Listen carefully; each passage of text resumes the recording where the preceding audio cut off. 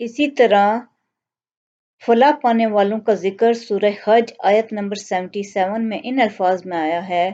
یا ایھا الذین آمنوا ارکعوا واسجدوا وعبدوا ربکم وافعلوا الخیر لعلکم تفلحون۔ اے ایمان والو، رکوع اور سجدہ کرو اور اپنے رب کی بندگی کرو اور بھلائی کرو تاکہ تم کامیاب ہو۔ اس آیت میں ایمان والوں کو مخاطب کرتے ہوئے یہ کہا گیا ہے کہ تمہارا ایمان لانا کافی نہیں ہو گیا کہ تم ایمان کا دعویٰ کر دیا، تم نے کہہ دیا کہ تم ایمان لائے اور کچھ عبادات کر لیں، بلکہ تمہیں اگلا سٹیپ یہ اٹھانا ہے کہ رکوع کرو، اللہ کے آگے جھکے رہو، سجدہ کرو، سجدے سے اللہ کا قرب تلاش کرو، یعنی نماز میں تو یہ دونوں چیزیں ہیں لیکن اس سے کچھ ایکسٹرا کیا کرو، اور اپنے رب کی بندگی کرو۔ رب کی بندگی میں جب انسان آ جاتا ہے تو اس کی تمام محور جو ہے عبادات کا، دنیاوی کاموں کا، ہر چیز کا محور اللہ کی رضا بن جاتا ہے۔ یہی اللہ کی بندگی ہے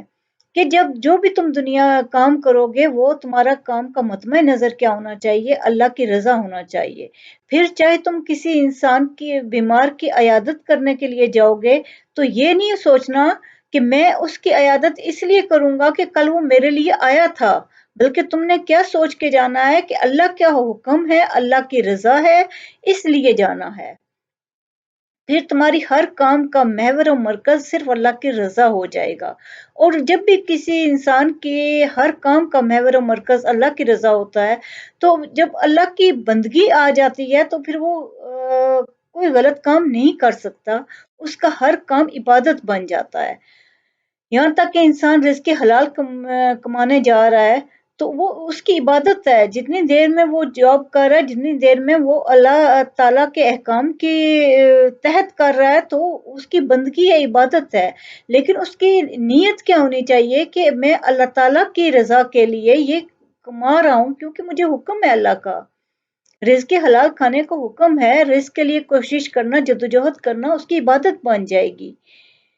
پھر انسان کچھ بھی کرے گا اس کے محور و مرکز صرف اللہ کی ذات ہوگی، چاہے وہ کھانا ہوگا، چاہے وہ کھانا پینا ہو، یہ ساری عبادات ہو جائیں گی اس کی زندگی میں۔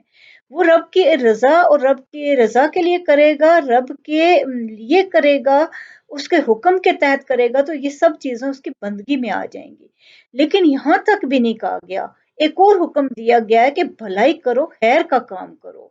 کہ یہ ساری چیزیں کرنے کے باوجود بھی تمہیں خیر والا بن کے رہنا ہے۔ تم اپنے لیے تو بھلائی کر چکے ہو، یہاں تک کہ رکوع بھی کیا تم نے، سجدہ بھی کیا، رب کی بندگی بھی کی، ہر کام تم نے رب کی رضا کے لیے کیا، لیکن ایک اور کام یہ کرنا ہے کہ تمہیں خیر والا بن کے رہنا ہے، بھلائی کرنی ہے دوسروں کے ساتھ، کیونکہ دوسروں کی مشکلات کو بھی تو حل کرنا چاہیے نا، کہ کوئی انسان کسی پرابلم میں ہے تو اگر آپ کسی کی مشکل تھوڑی سی ایفرٹ کر کے حل کر دیتے ہو تو اس میں کوئی فرق نہیں پڑ جاتا آپ کو۔ اسی طرح کسی کو اچھے کام کی طرف راغب کر دینا کہ اس کو بھلائی کے کام میں لگا دو، اس سے بھی کوئی فرق نہیں پڑ جاتا۔ انسان اگر برے راستے پہ چل رہا ہے تو انسان سے نفرت کرنے کا کہیں بھی ذکر نہیں ہے، انسان سے تو محبت کی جاتی ہے، انسانیت سے محبت ہونی چاہیے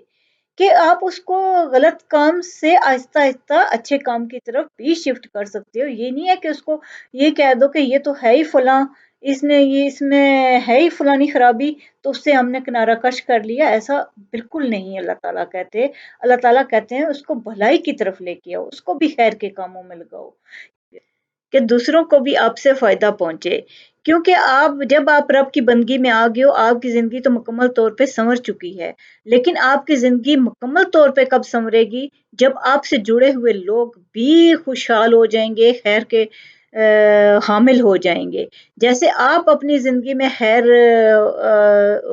شامل کر چکے ہو، اسی طرح جب دوسروں کی زندگی میں جو آپ سے زیادہ تر پہلا حق ہوتا ہے آپ کے قریبی لوگوں کا، جب سارے لوگ خوشحال ہو جائیں گے تب آپ کامیاب مکمل طور پہ ہو جاؤ گے۔ یہی حکم دیا گیا ہے کہ بھلائی کے کام کرو، کیونکہ جتنا آپ بھلائی کے کام کرتے جاؤ گے اتنا لوگوں کو فائدہ ہوتا جائے گا، اور جتنا فائدہ ہوتا جائے گا خوشحالی پھیلے گی، سکون ہوگا، تو یہی بس شرط قرار دی گئی ہے کہ جب بندگی کی ہے تم نے رب کی، اللہ کی رضا کے لیے کام کیے ہیں، تو پھر بھلائی کے مکمل طور پہ کام کرو، اور یہی کام تمہیں کامیابی کی طرف لے کے جائیں گے، اور یہی لعلکم تفلحون، تم کامیاب ہو جاؤ گے۔